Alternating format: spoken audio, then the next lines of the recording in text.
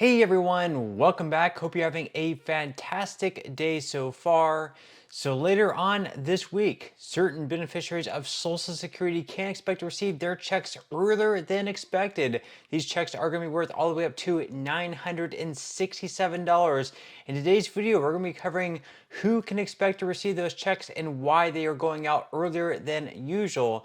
But before we go ahead and dive into it for today, if you would like to receive up to $200 in free stock or $200 in free cash, in a pinned comment below, I will be leaving a link to Robinhood.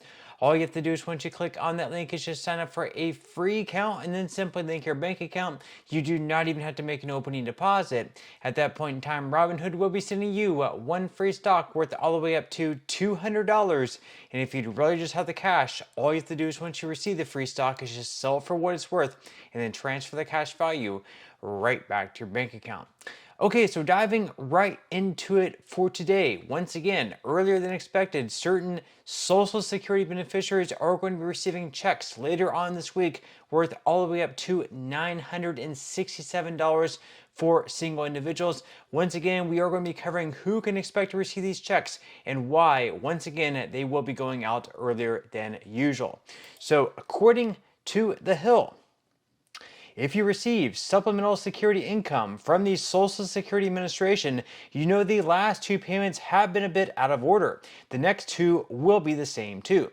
Supplemental security income, also known as SSI, beneficiaries include those with disabilities and older adults with little to no income. In 2025, the maximum monthly payment is $967 for an individual and $1,450 for a couple, though amounts can vary based on a person's income, living situation, and whether they receive additional support from their state.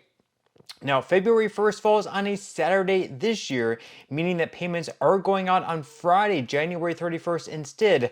Per the Social Security Administration's policy, SSI beneficiaries experienced a similar situation in late November when they received December's payment a few days early, and typically if a month's payment is sent out in the last days of the previous month, there is no SSI payment in the current month.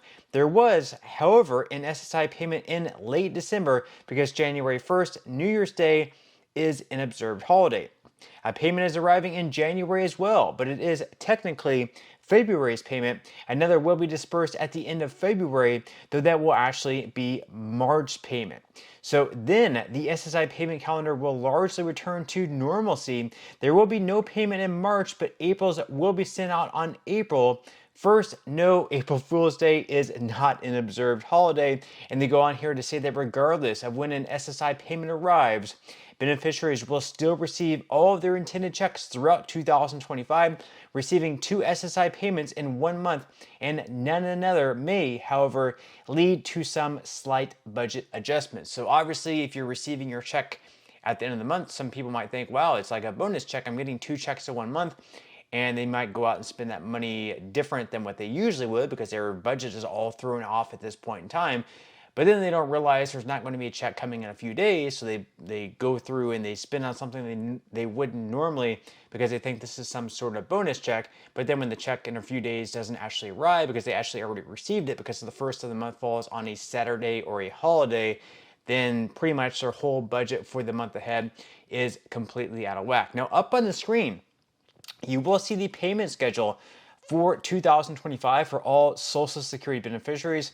And once again, you can see that SSI payment is coming up on Friday, January 31st, and then of course there is no payment going out on February 1st for SSI beneficiaries because February 1st falls on a Saturday. That's why instead you're receiving the payment on the 31st of January.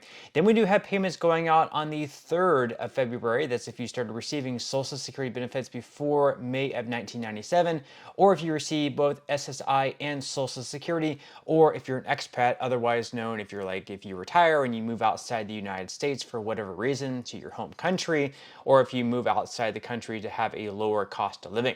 Now, as far as the other payments going out in February, we have payments going out on February 12th, February 19th, and February 26th, depending on when you were born. So if you were born between the 1st and 10th of any given month, then you're going to be receiving your payment on February 12th.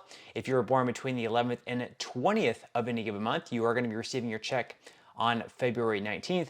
And then finally, you are going to be receiving your check on the 26th of February if you were born after the 20th of any given month.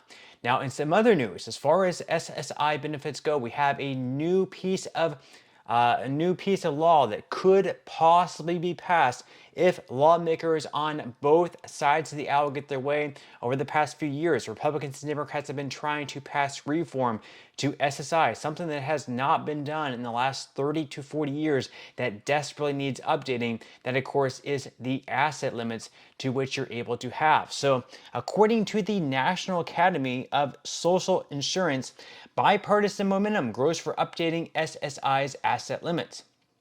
So one of SSI's most outdated rules is its asset limits, which have remained stuck at $2,000 for individuals and $3,000 for couples since Congress last adjusted them for inflation back in 1984.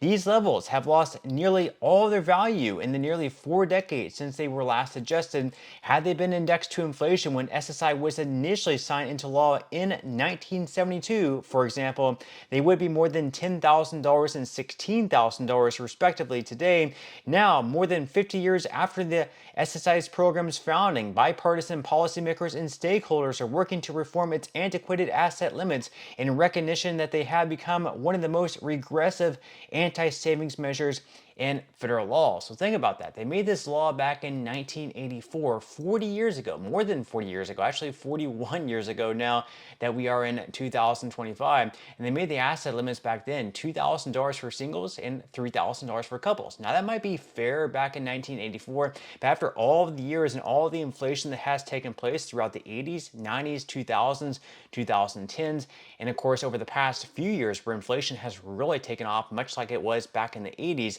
none of that has been adjusted for inflation. So here in 2025, the asset limits still remain $2,000 for singles and $3,000 for couples. Not sure why they didn't make that $4,000 for couples and $2,000 for singles. It should be double the amount.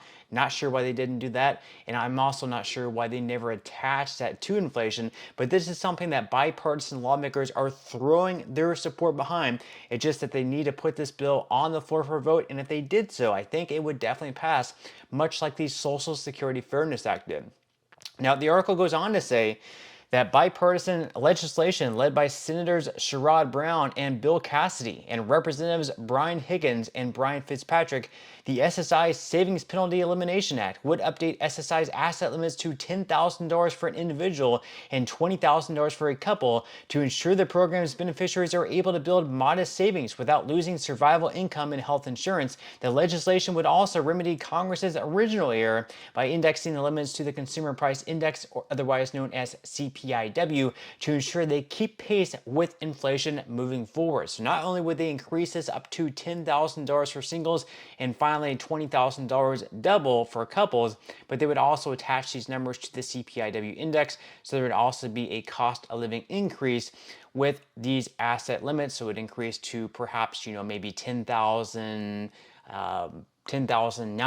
or $10,100. It would increase by $100 or so each year just to keep pace with inflation, which of course I think is a very good idea. This would not cost anything for Congress to actually pass this law. And again, we can see that lawmakers on both sides of the aisle, we have someone here like Bill Cassidy and Sherrod Brown. Sherrod Brown is no longer in Congress, but Bill Cassidy is. And I think with their support, these are the same people who supported this Social Security Fairness Act, which also recently passed through Congress and was signed into law by Joe Biden back in January.